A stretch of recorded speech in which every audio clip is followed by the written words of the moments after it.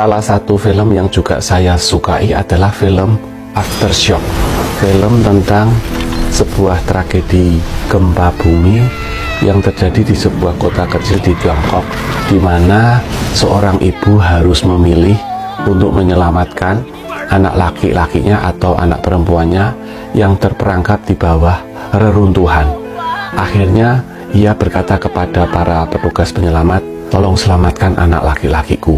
Dan petugas itu menarik anak laki-lakinya itu, dan bangunan itu kemudian runtuh menimpa anak perempuannya yang tertinggal. Ternyata anak perempuannya masih selamat, dan kemudian beberapa hari kemudian diselamatkan oleh seorang tentara dan diadopsi sebagai anaknya karena tentara itu tidak punya anak.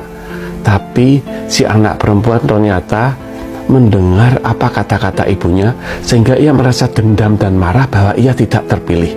Akhirnya ia memilih untuk tinggal di Kanada dan hidup terpisah dengan mamanya, tidak memberi kabar sama sekali. 30 tahun kemudian, saat di kota kecilnya kembali dilanda gempa, ia memutuskan untuk menjadi relawan dan kembali ke Tiongkok. Dan di sana ia bertemu dengan adiknya yang sudah lama tidak pernah ia ketemu, dan akhirnya adiknya membawanya pulang ke rumah. Dan ini adegan perjumpaan seorang anak dan ibunya yang telah 30 tahun lebih berpisah. Dan adegan ini sungguh sangat mengharukan. Sang mama diam saja di dapur, menyuruh anak perempuannya masuk ke dalam rumah. Dan si anak perempuan ini tertegun di dalam rumah, di ruang tamu. Di altar keluarga terpampang fotonya, dan sebaskom buah tomat segar yang masih direndam dalam air. Itu adalah buah tomat kesukaannya semasa dia masih kecil. Dan mendadak si anak menjadi terharu bahwa selama ini ibunya, mamanya ternyata merindukannya. Dan waktu si mama masuk ke ruang tamu, si mama pun berlutut meminta maaf telah tidak memilih dirinya.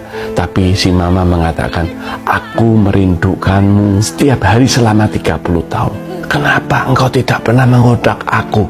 Dan si putri pun berbalik meneteskan air mata, terharu bersama sang mama yang selama ini selalu merindukannya. Sebuah gempa bisa menghancurkan dan meluluh lantakkan bangunan, gedung-gedung, tapi hanya cinta yang bisa menyatukan dan menyembuhkan semua luka-luka di dalam hati.